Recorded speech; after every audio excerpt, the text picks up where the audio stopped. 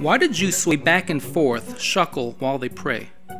A guy made a documentary on the Aseret HaShvatim. It goes back 10 years or so.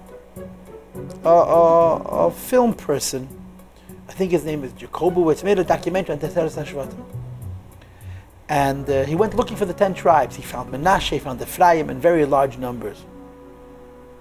And then the other Shvatim he found in very small groups.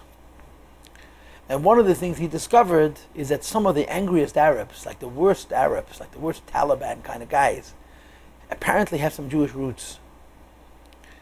And I'm not going to say that every single little detail of what he teaches, what he discovers is true. There's things in his film that are oversimplified, certainly from a perspective of Torah. But one of the most incredible things that he does, he finds a group of Muslims who are known to come from the Aseret HaShvatim, who shukel.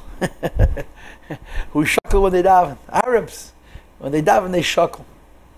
And his claim is, and it's a very, very compelling argument, I think it is, even though some people are going to argue that it's entirely circumstantial and anecdotal, that this is a trait. Jews shake when they daven. Nobody else does. And if I'm not wrong, the Zohar actually says, that the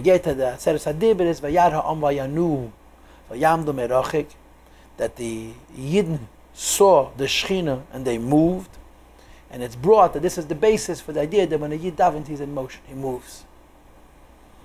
Now, of course, what's interesting about this is that anybody who watched the Rebbe daven saw that the Rebbe almost didn't move at all. And if you watch films, particularly older films, you see that during davening, that means during the Psukkah de Zimene, Bechas Kishma, the Rebbe would shake side to side. In my years, the Rebbe didn't shake at all.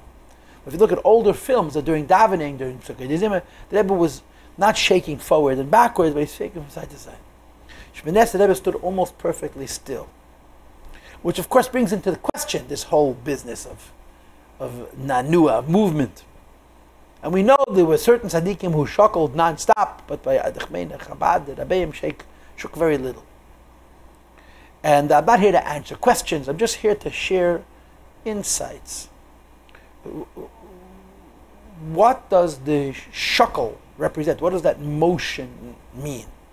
It obviously means change. We're going from one situation to an opposite situation.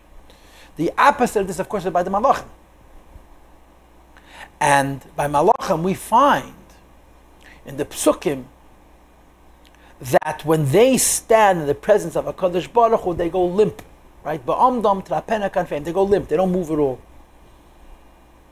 There's a concept of Malachim moving, which is considered a lower level.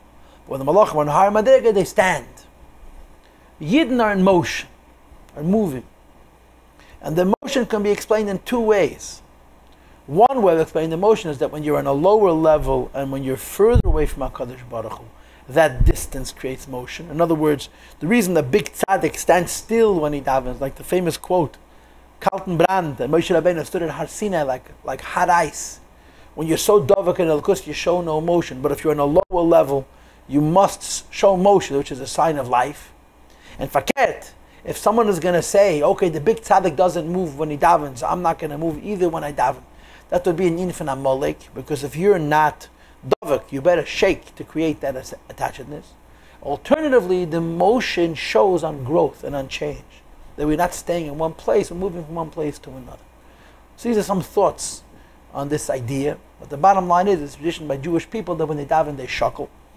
And like I mentioned, the way we should perceive this is that maybe a very intelligent or a very sophisticated or a very cultured person is going to claim that this motion looks a little bit primitive. It should stand still. But that would be a molek, that would be cold, that would be the opposite of the asher korcha, the opposite of the passion, which is part of the life of a Yid in his service to HaKadosh Baruch Hu, that when we daven shows itself in the movement, almost the involuntary movement that we make with our bodies.